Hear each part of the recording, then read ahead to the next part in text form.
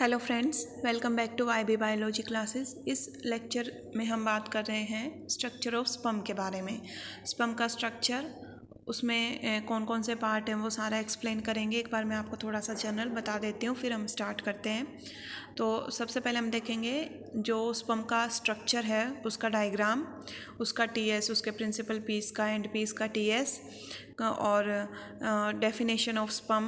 Then उसके जो part है, हेड के अंदर एक्रोसोम है, देन न्यूक्लियस है, टेल के अंदर neck, middle piece, principal piece, end piece, उन सब के बारे में एक एक करके हम यहाँ बात करने वाले हैं।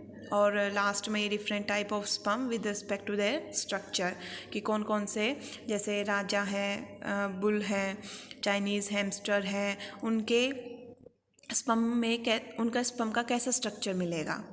तो चलिए स्टार्ट करते हैं with the structure of sperm. और थोड़ा सा ये एक्स्ट्रा है कि जो स्पर्मेटोजेनेसिस है उसकी ड्यूरेशन होगी 74 डेज़, और जो स्पर्म है वो फीमेल जेनाइटल ट्रैक में मोर देन 48 आवर सर्वाइव नहीं करेगा।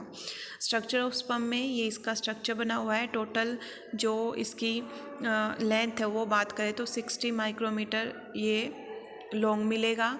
और ऊपर ये मेनली दो पार्ट में डिवाइडेड है ये पूरा स्ट्रक्चर, हेड में और टेल के अंदर। हेड में दो रीजन मिलते हैं, एक्रोसोम एंड न्यूक्लियस। जो टेल रीजन है उसमें नेक के नीचे ये मिडल पीस में मिलते हैं माइटोकॉन्ड्रियल स्पाइरल। और जो नेक है वहाँ पर प्रोक्सिमल सेंट्रियोल, और नेक के जस्ट नीचे जो मिडल पीस के जस्ट ऊपर वहाँ पर डिस्टल सेंट्रियोल मिलेगा। और इस वाले रीजन पे रिंग सेंट्रियोल एन्युलस प्रेजेंट है, ये एक्सियल फिलामेंट है। और जो ये वाला पूरा जो टेल का पार्ट है उसे हम बोलते हैं प्रिंसिपल पीस। और जहाँ पर ये प्रोटोप्लाज्मिक सीथ प्रेजेंट नहीं होती इन केस ऑफ एम्फीबिया, उसको हम बोलते हैं एंड पीस। तो ये जो स्ट्रक्चर है हमने +2 में भी, अपनी लोअर क्लासेस में भी पढ़ा हुआ है। देन इसके कुछ सेक्शन कट करके दिखा रखे हैं हेड एंड नेक रीजन के, तो एक बार आप ये देख लीजिएगा हेड एंड नेक रीजन के सेक्शन। और मिडल पीस का भी सेक्शन है, उसमें ये आउटर साइड में माइटोकॉन्ड्रिया दिखाए हुए हैं। बीच में जो फाइब्रिल्स है, अल्फा फाइब्रिल, बीटा फाइब्रिल, 9+2 की अरेंजमेंट यहाँ पे दिख रही है। और per day 300 million of sperm mature होंगे। ये प्रिंसिपल पीस ऐसा दिखता है, एंड पीस कुछ इस तरीके का दिखेगा। फिर डेफिनेशन ऑफ स्पर्म की बात करें, स्पर्म कह दें या फिर हम बोल दें स्पर्मेटोजोआ। जो स्पर्मेटोजोआ है वो ग्रीक वर्ड से डेराइव हुआ है। ग्रीक वर्ड में ये दो वर्ड से मिलके बना है, स्पर्मा and zone. स्पर्मा mean seed and zone mean animal, या फिर हम स्पर्म को बोल सकते हैं मेल गैमेट। जैसे हम ओवम को बोलते हैं फीमेल गैमेट, वैसे स्पर्म को बोल सकते हैं हम मेल गैमेट। तो स्पर्म, मेल गैमेट, स्पर्मेटोजोआ एक ही बात है। ये हाईली स्पेशलाइज्ड सेल होती है in case of most of animal, और एनिमल में भी in case of male. Specialisation की वजह से जो स्पर्म है वो मूव कर सकता है, स्विम कर सकता है, एग तक पहुंच सकता है। और स्पेशलाइजेशन की वजह से ही ये फ्यूज़ कर सकता है विद एग सरफेस, और इसकी ही वजह से जो एग का डेवलपमेंट है वो कंप्लीट होगा। जो मियोसिस सेकंड पे अरेस्ट के मेटाफेज सेकंड पे जो अरेस्ट होता है एग का डेवलपमेंट, वो स्पर्म के आने की वजह से, फर्टिलाइजेशन की वजह से ही कंप्लीट हो पाएगा। फिर इसके अलावा ये जो पैटर्नल क्रोमोसोम है उसका एक हैप्लॉइड सेट कंट्रीब्यूट करेगा जाइगोट में, और ये जाइगोट के अंदर जो सेंट्रियोल है, सेंट्रियोल को कंट्रीब्यूट करता है। दूसरा जो स्पर्म है यूजुअली अगर उसके स्ट्रक्चर की बात करें तो वो माइन्यूट छोटा सा दिखेगा और माइक्रोस्कोपिक है, जिसे माइक्रोस्कोप की हेल्प से देख सकते हैं, नेक टाई से नहीं दिखता।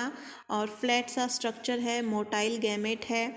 इसके पास किसी भी तरीके का कोई भी रिजर्व फूड मटेरियल प्रेजेंट नहीं होता, बट प्रोटेक्टिव मेम्ब्रेन प्रेजेंट होंगी। ह्यूमन स्पर्म के साइज़ की अगर हम बात करें तो 60 माइक्रोमीटर ये लॉन्ग मिलेगा। स्पर्म है वो शो करता है रिमार्केबल यूनिफॉर्म स्ट्रक्चर इनवर्टिब्रेट से लेके मैमल्स तक।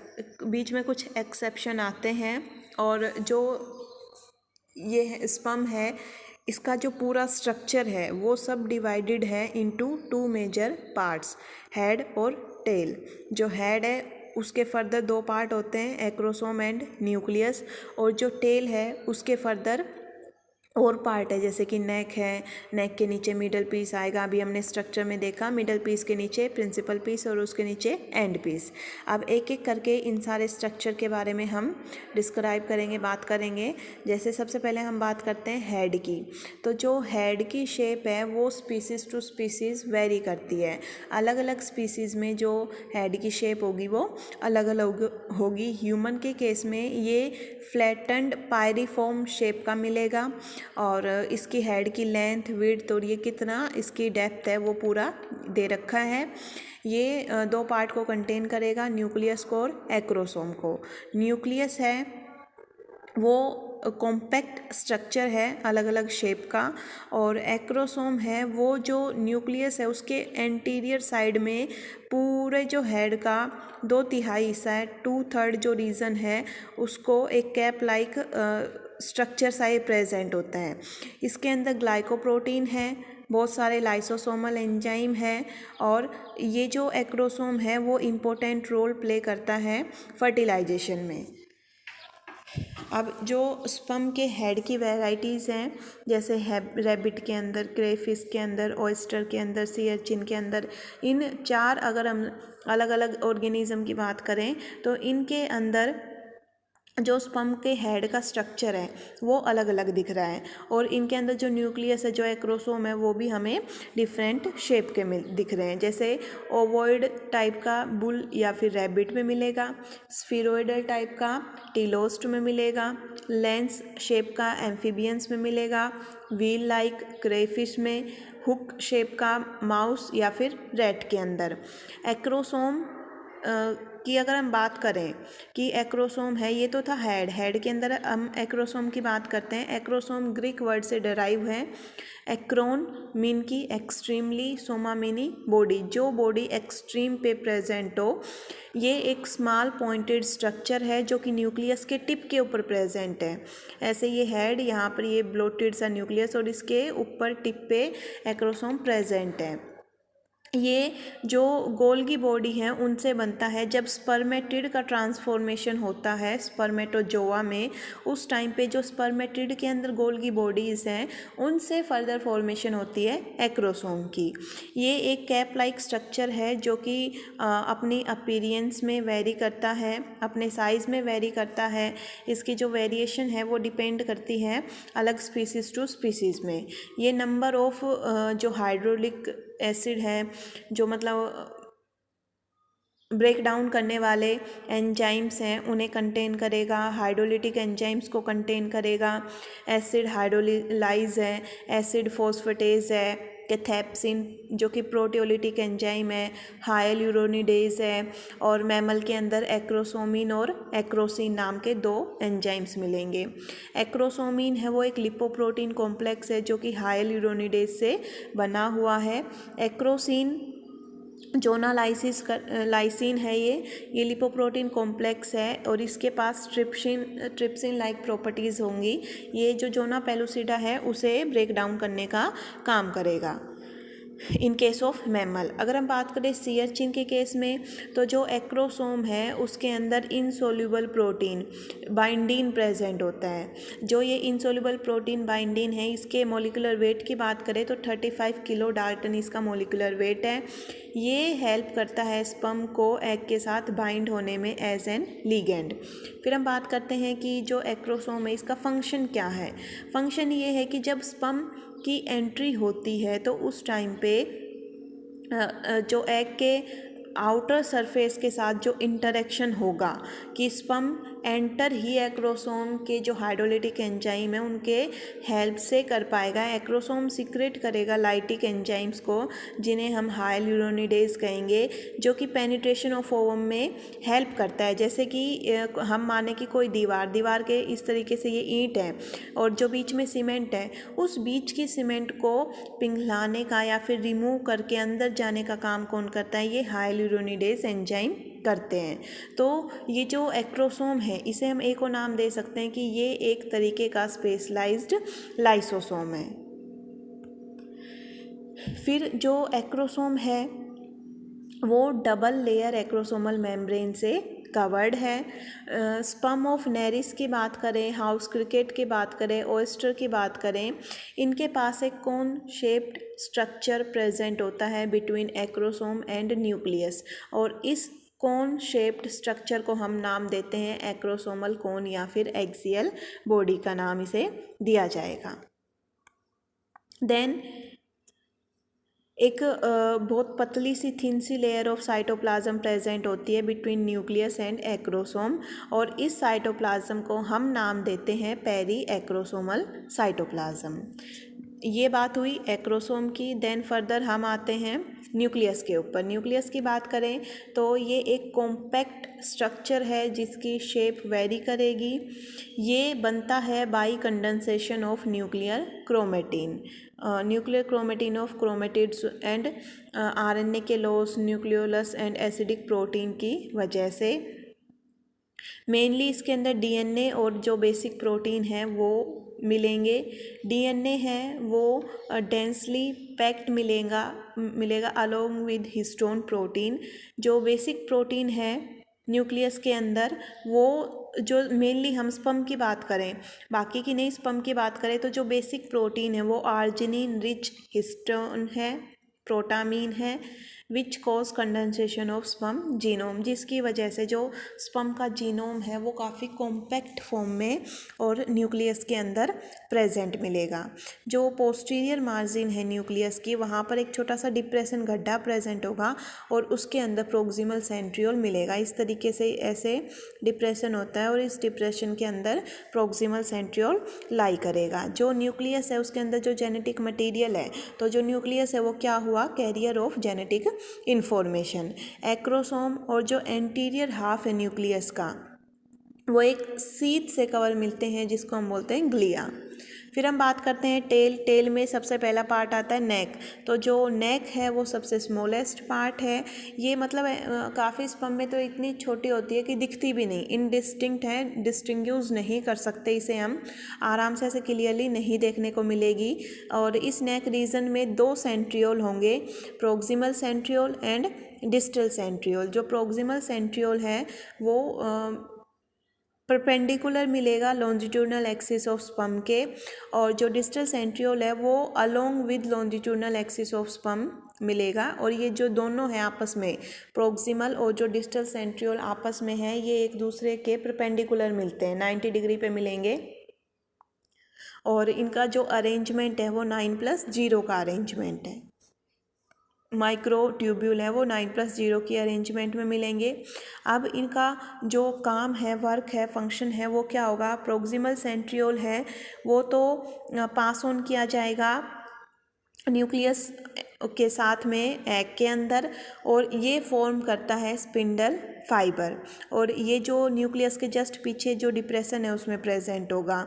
और जो डिस्टल सेंट्रियोल है वो स्पर्म की टेल का जो एक्सोनिम वाला पार्ट है वो बनाएगा।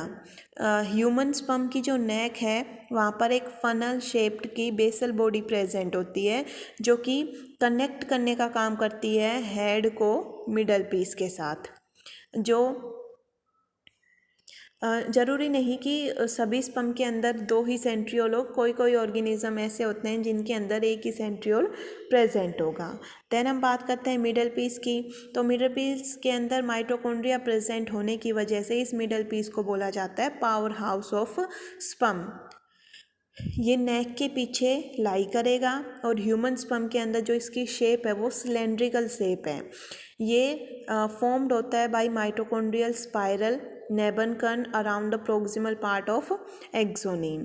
ये सराउंडेड मिलता है with dense layer of cytoplasm, और इस डेंस लेयर ऑफ साइटोप्लाज्म में मोस्टली माइक्रोट्यूब्यूल प्रेजेंट है, और इसे एक नाम दिया जाता है मैनचिटे। ये जो मैनचिटे हैं वो पोस्टीरियर पार्ट ऑफ हेड को भी कवर करके रखती है ग्लिया से नीचे, जैसे कि ये हेड है, ये मिडल पीस है, तो यहाँ तक ग्लिया प्रेजेंट होगी और यहाँ से फर्दर पूरे मिडल पीस तक हेड का थोड़ा सा पार्ट वहाँ पर ये मेनिंजीटे प्रेजेंट होगी। फंक्शन क्या है इसका मिडल पीस का, भाई माइटोकॉन्ड्रिया प्रेजेंट है और जो माइटोकॉन्ड्रिया है they are carrier of oxidative enzymes, इसलिए जो ये ऑक्सीडेटिव एंजाइम है these are responsible for oxidative phosphorylation.